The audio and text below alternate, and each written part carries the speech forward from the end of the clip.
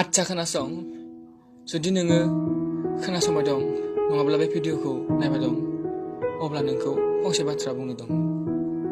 नोंथ' हेपियाव दं ना नोंनि लाइफआव नोंनि बै सिमांफ्रा आरो काहानिफोरा आरो आंथ' नोंनि काहानियाव दं ना सिमांफोरावनो दं।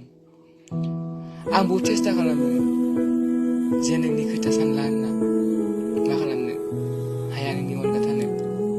नों गुबुनखौ मोजां मोनो आरो बेजोंनो गासै लाइफआव थागोन होननानै नों सानना लायो। मानसिखौथ' गोबां लोगो मोनगोन नाथाय नोंनि बायदि मोजां मोनलायनाय आरो माब्लाबाबो गुबुनजों जानाय नंला। बेखिनिखौनो बुंनो दंमोन नोंनिसिम। खोनासंबाय दंना नोङो? आं हेपि आंनि लाइफआव गाबदोंमोन आं नोंनि थाखाय जेब्ला आं मिथिबाय नोंहा आंनि सायाव इसेबो फिलिंआनो गैया। चइसखौथ' आं नोंखौनो खालामदोंमोन ना। नोंहा बेयाव जेबो गोरोन्थि गैया। गासै गोरोन्थियानो आंनिना।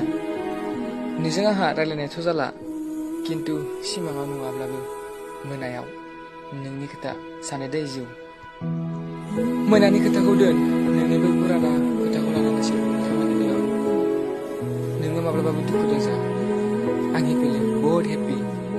मात्र बेखौल' सोंगोन आं